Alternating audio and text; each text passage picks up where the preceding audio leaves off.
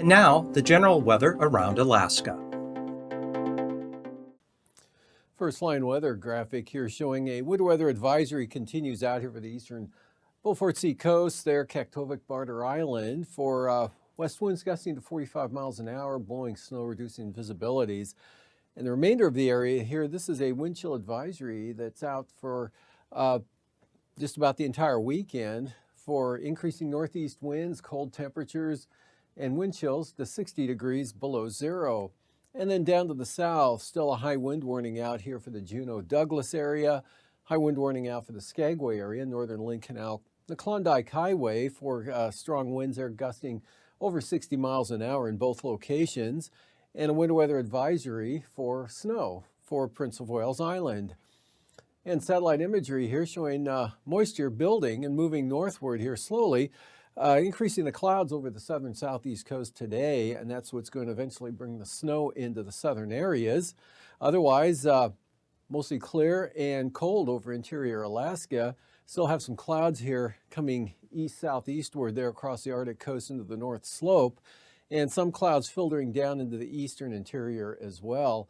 Otherwise, a lot of clear skies here across southern western Alaska, right out into the Bering Sea, all the way through the Pribilof Islands, northward to the Bering Strait, southward to the eastern and central Aleutians, and nothing out there to the west except some cloudiness.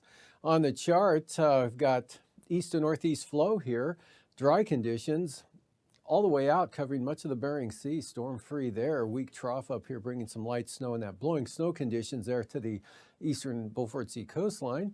And some clouds, variable clouds here over the eastern interior coming down, kind of banking up along the Alaska Range south of the mountain zone. Nothing but clear skies into the northern panhandle with those strong winds in areas there, especially Lynn Canal, Klondike Highway, and the passes through there, and some snow trying to push up from Dixon Entrance into the southern panhandle.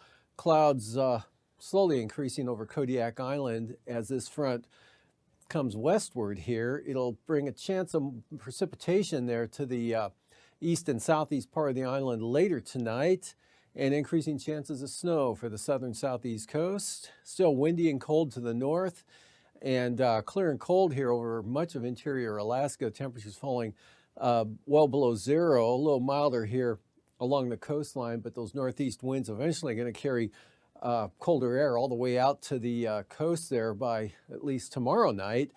And then still a chance of snow up over the North Slope, eastern North Slope, eastern Arctic coast. That's gone by tomorrow as conditions improve up there, winds lighten up, high pressure building in over the North Slope there. And maybe a few flurries and some clouds here over the eastern interior. Otherwise, that's about it. You can see the winds on the increase here as this high builds up over the North Slope there. A little bit lower pressure here in the Gulf of Alaska with that weakening, washing out frontal boundary. Keeps a chance of precipitation Kodiak Island, some showers for the Alaska Peninsula. Periods of light snow, especially over the southern southeast coast. Winds slowly diminishing over the northern panhandle. And the outlook for Sunday. Clear and very cold here over all of interior Alaska after lows below zero all the way out to the coastline Sunday morning, staying below zero mostly everywhere else except above zero. South central Alaska, below zero for the Copper River Basin, a few more clouds there as well, and a chance of moisture right along the North Gulf Coast. Better chance for Kodiak Island. Rain and snow over the southern panhandle with snow to the north with those gusty winds continuing. This low center just onto the chart there, bringing a better chance of some snow up into the Alaska Peninsula, as well as Unalaska, Dutch Harbor to Nikolsky areas with pretty gusty northeast winds that actually cover much of the southern Bering Sea now. And then for the lows tonight, 25 to 35 below over the eastern interior areas. And cooling trend also for the Arctic coast, falling down to 15 to 25 below there. And otherwise, 5 to 15, south central Alaska to near 20, or mid-teens actually for Homer, 34 for Kodiak, and in the 15 or 10 to 20 degree range for Bristol Bay. Teens for the southwest coast, 9 St. Lawrence Island, 30 for the Pribilofs, and 30s mid to upper for the Aleutians. Lows over the northern panhandle, 10 to 15, lower 30s to the south.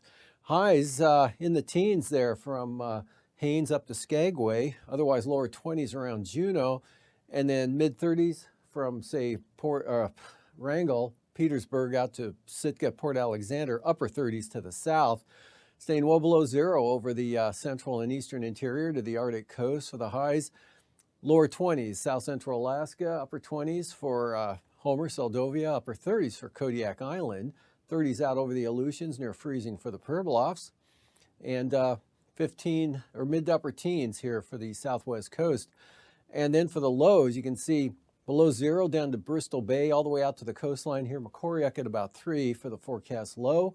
And anywhere from 35 to 45 below now from the Tanana Valley, actually all the way up to the Arctic Village locations. And North Slope could see temperatures down around minus 40 and 15 to 30 below for the Arctic coast. Lows 10 to 20 for the northern panhandle, mid 30s down to the south, and 0 to 10 for south central Alaska.